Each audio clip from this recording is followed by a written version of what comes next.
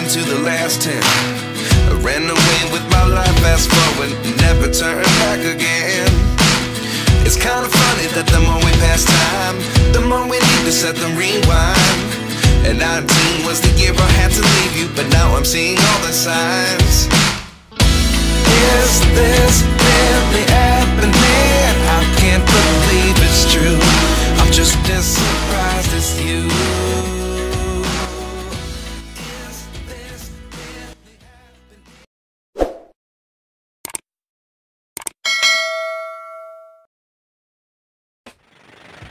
Sa previous episode natin mga parechong, tayo ay nakahuli dito ng dalawang napakalaking ilak. And so for today's adventure naman ay babalikan natin at release back natin yung spot kung saan palagi ako nakakahuli ng ilak. Ayan po, stay tuned po mga parechong. Alright mga parechong, so basin nahibong mga nang wala ta namukot no.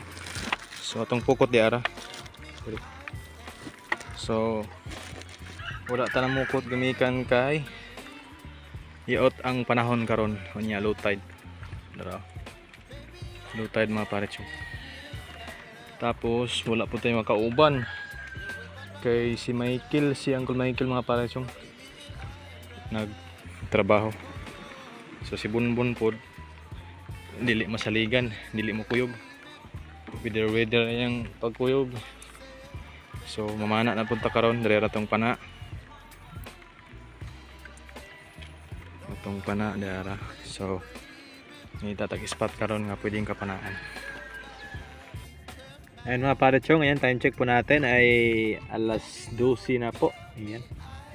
Alas 12:30. So ayan po ay nasa pangatlong spot na tayo dito sa Banlot. Ayan mga parechong, mga Banlot. Nasa Banlot tayo sa ngayon, pangatlong spot natin. So doon nga pala sa kanina sa unang spot natin, nakahuli tayo ng 2 piraso lang. Hindi na tayo nakapag-video kanina doon. Pag angat natin, hindi na tayo nakapag-update dahil umulan. Grabe lakas ng buhos ng ulan kanina mga pares. At pagkatapos naman natin doon sa unang spot ay lumipat tayo doon. Yung bukid na yan.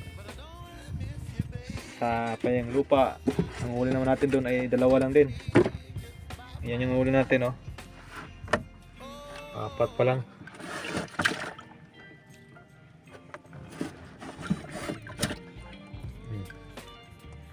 Yan lang. Hindi tayo nakahuli dito sa ating pangatlong spot. Masyadong matamlay yung ilalim. Wala masyadong galaw ng isda sa ilalim mga parechong. Yan. Yan, pasensya ay kayo ninyo at naka-video og tarong kay gumikan sa uwan. Pero ting kusuga sa uwan ganiha. So, ano na tong kuha ron? Alas 12 na. So, nihapon ni adto sa ata. Nya adto ta sa atong last nga spot dito sa Parola. Mabalik na adto. Ito na ta dito magpahapon. So, tara mga parechong. While nagbiyahe ta, magkaon-kaon sa ata while nagbiyahe. So, tara. A few moments later. So, nanata karon sa Parola no.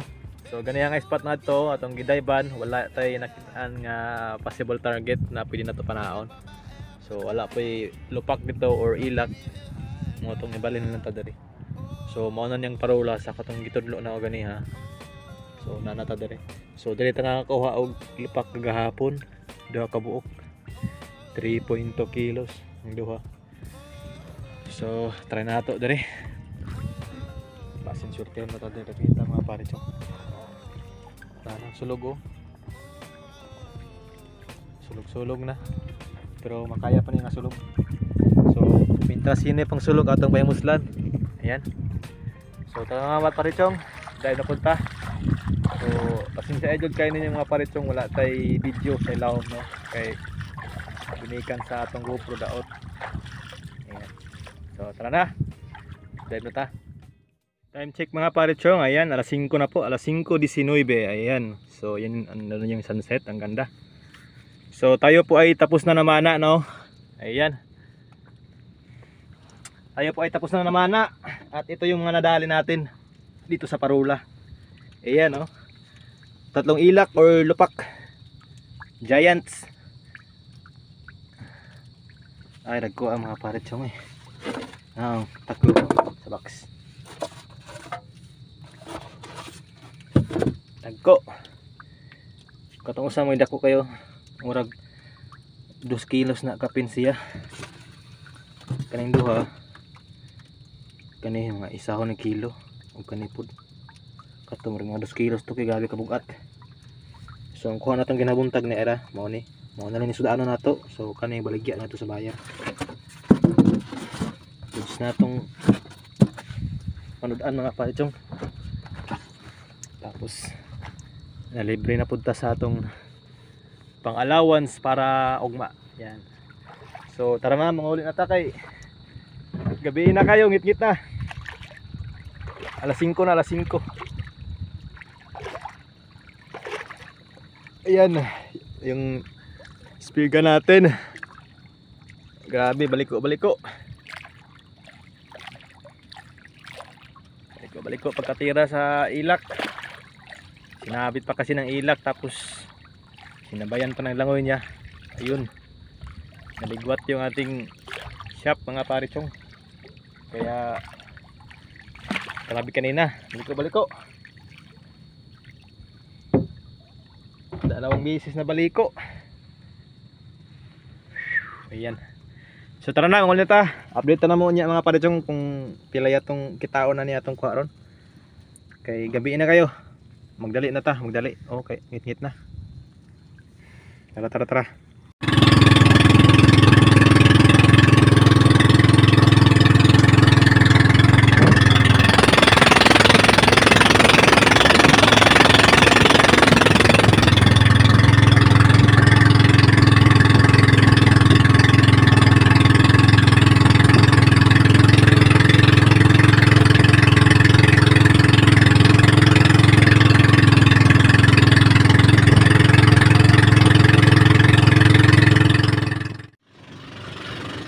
So ayun mga parechong, pagkatapos po nating mamana ay kinabukasan ay nagbiyahe kaagad tayo pabalik ng city dahil meron po tayong pasok, no. So ayan po mga parechong, ito po yung bangkang poseruan na sasakyan namin tuwing kami ay mabiyahe pabalik at pauwi ng Talisay. Ayan po, at ang laki po ng alon yan mga parechong.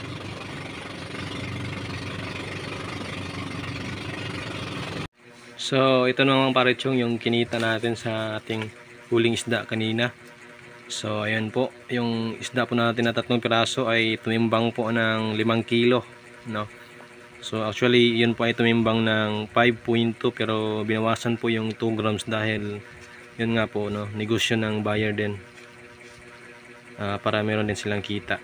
So ayan po, 200 per kilo. At yung kita po natin ay 1,000 po linis. Ayan. So ito po ay babawasan na lang po ng gasolina na 1 litro. At yung sobra po ay pang allowance na po natin. Ayan ang mga parechong. Right, so ayan. Shout out nga pala kay sa Oval family from New Zealand. At shout out na rin sa mga viewers nating nanonood, no.